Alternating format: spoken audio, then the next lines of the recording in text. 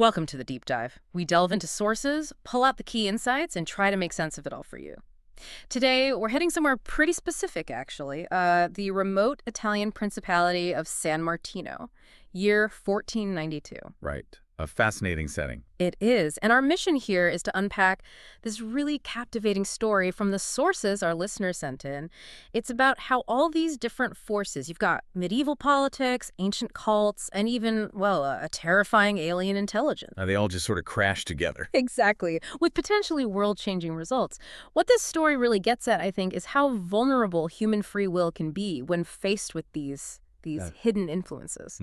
It's a recurring theme, isn't it? How easily beliefs and purpose can be manipulated. Yeah. So let's paint the picture. 1492, northern Italy. There's this brutal Count Federico just massacred some peasants for insurrection. Grim start. Very grim. And inside the palace, The old duke is dying. His son, Giuliano, who's pretty skeptical about things, is watching, along with this really sinister court astrologer, Hieronymous. Hieronymous. And he's just predicted the duke's death, like to the hour. To the hour, yeah. So right away, you've got this tension between old fears, superstition, and maybe some new ways of thinking. And that historical backdrop, 15th century Italy, it's perfect for this story, isn't it? That blend of superstition and emerging reason, it just amplifies the threat. Absolutely. It shows how that vulnerability, that susceptibility to unseen influence, it's always there, no matter the time period. The politics alone make it ripe for, well, for exploitation. Definitely. Let's dig into that world a bit more. San Martino, it's this crossroads, right? Power, ambition, old beliefs. Totally. And we've got key players embodying this. First, Giuliano, the young duke-to-be, described as handsome, smart, wants to rule without tyranny, blind ignorance, and superstition. He sounds like a Renaissance man in the making. Pretty much. Yeah? He questions things, even wonders about the stars, like perhaps it is we who move. Shows a real scientific leaning. He represents that shift towards inquiry, challenging the old ways.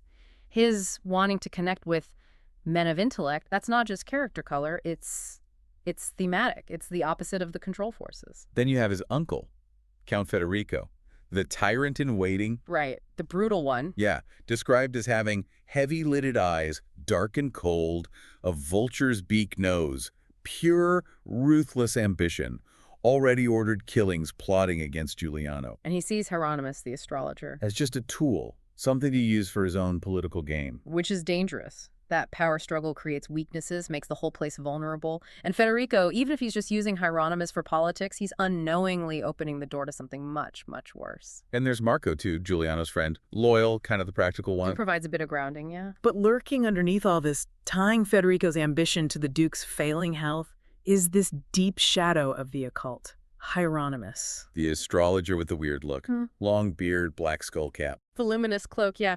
He seems like just an astrologer interpreting stars, but secretly. He's working with Federico, twisting prophecies to manipulate things. And here's the crucial bit. He's not just some fake fortune teller. He's the high priest of a secret cult. The Brethren of Demnos. Okay, right. So this is organized. Oh, yeah. Underground, black cowls, grotesque masks. They do sacrifices to their god, Demnos. The whole atmosphere is occultism and magic. This isn't just local superstition. It's structured, ancient, and pretty sinister, already weaponizing fear. So we've got this powder keg of a setting in Italy. Human drama, politics, cults, and then bam, cosmic intrusion. Enter the TARDIS, the Doctor's blue box. Described as a strange blue craft, looking like a London police box to us maybe, but inside. Infinitely larger. A spaceship through time and space. Its arrival isn't just plot, it's the spark. It's the catalyst. And with it come the Dr. Tall, curly hair, bright eyes, eccentric clothes, that famous scarf. And Sarah Jane Smith, young journalist, his companion, always caught up in the adventure. But even for them, what happens next is intense. The TARDIS gets sucked in by something called the Mandragora Helix. A spiral of pure energy radiating outwards with a controlling intelligence. Exactly. It's terrifying. A loud shrieking noise gets into Sarah's head. The doctor's fighting the controls, worried they might not even make it out. And this leads directly to the unintended consequences, right? They make a forced landing. 15th century Italian vineyard. And the doctor realizes immediately something's wrong.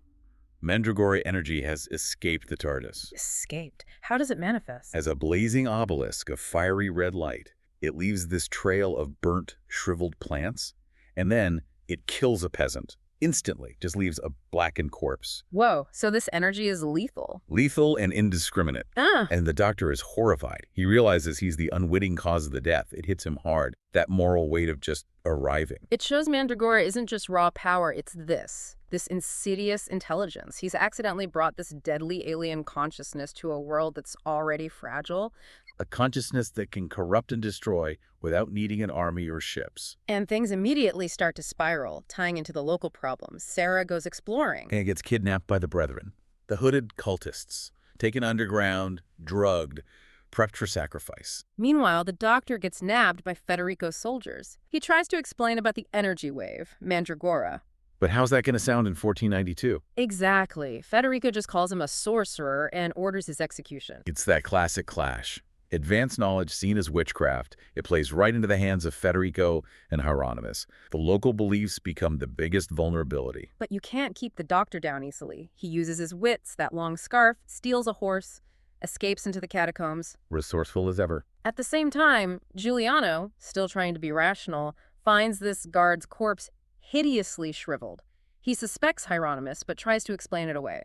Superstition versus what he's actually seeing. He's caught between his Renaissance ideals and the medieval horror unfolding. And he's planning this grand masque, right? Inviting learned men from all over Italy. Yeah, trying to bring enlightenment to San Martino. Which is incredibly ironic because he's unknowingly gathering the very kind of people thinkers, scientists that Mandragora, through Hieronymous, wants to eliminate. The fight is becoming about knowledge itself. So the doctor finds Sarah, tied to the altar, just moments away from being sacrificed. He saves her, but then they witness something truly chilling. The Mandragora energy itself. Yeah, it descends into the altar, creates this ghostly pillared temple, and Hieronymous, masked, steps into a column of light. Then gets empowered. Gets powers undreamt of. Yeah. And a voice, this booming voice, commands him, eliminate the doctor, become supreme ruler of Earth. Wow. Okay, so that confirms it. Hieronymous isn't just using superstition. He is the conduit. He's the vessel for Mandragora. Exactly. And the doctor explains it then. Mandragora, not physical beings, but intelligences. They don't invade physically. How do they conquer then? By dominating and controlling by helix energy, astral influence. Their goal is to strip species of their essence of life, purpose, the ability to shape its destiny. Turning them into, what was the phrase? Idle, useless, mindless sheep. Chilling. It's not about land or resources. It's about extinguishing thought itself. A much sneakier, more fundamental kind of conquest, targeting free will.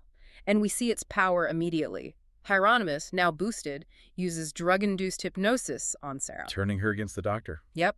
Makes her believe the doctor is evil and must be destroyed. She tries to stab him with a poisoned bodkin. That's brutal, attacking him through his friend. But the doctor notices something. She understands Italian perfectly, which is unusual, something tied to a gift he shared. He uses that connection, that specific detail, to break the hypnosis. So even sophisticated mind control has weaknesses. That little spark of connection of identity resisted it. Yeah, it shows resilience. But the stakes are sky high now, for everyone. Okay, so the end game is approaching. Yeah. Giuliano and Marco. Imprisoned. Tortured by Federico, who's planning to frame them for Demnos worship, to grab power. Classic political move, but now it's tangled up with this cosmic threat. And the brethren are on the move. Oh, yeah. Federico's captain reports hordes of sinister wraith-like figures heading for the temple, then the palace. Hieronymous is leading them, in a purple cloak and a golden mask now. The golden mask. Ominous. And his plan is to use Giuliano's mask, the gathering of intellectuals, as a trap. He says he'll destroy all the scholars, scientists, rulers, establish Mandragora's control. Wipe out the thinkers, Yeah. make humanity easy to control, make sense in a terrifying way. Yeah. But the doctor has a plan. He does. He figures the attack is timed for the lunar eclipse. Mandragora swallows the moon. High energy point. Right, and he realizes the helix energy, even though it's immense, is molecular, it's finite. So his counterplan, simple, elegant, exhaust it. Gets a chainmail jerkin, a long wire. He's going to create an Earth, basically try to drain the energy off medieval tech against cosmic power. Clever. Meanwhile, the mask starts, a symbol of reason. But it's infiltrated by the brethren, disguised as entertainers.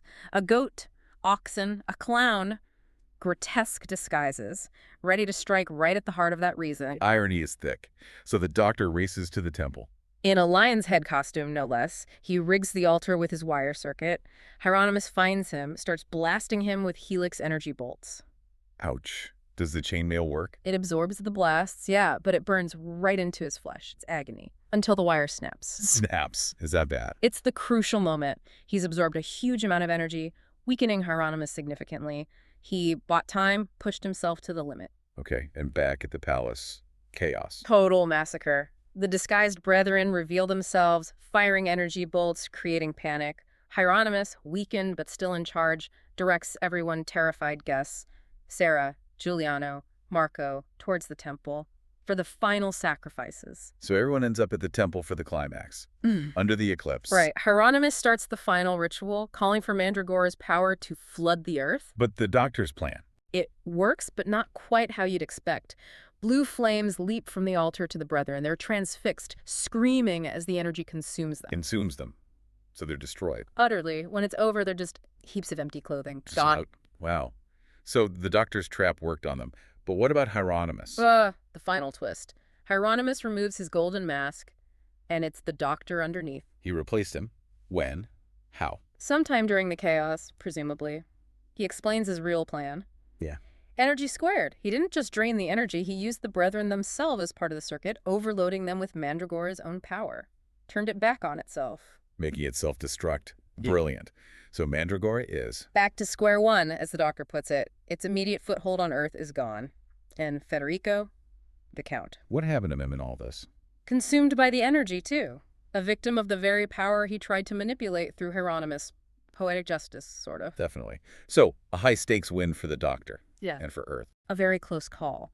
So, after all that, Giuliano is restored as Duke. More committed than ever to reason, having seen the alternative. A changed man, I bet. Seems like it.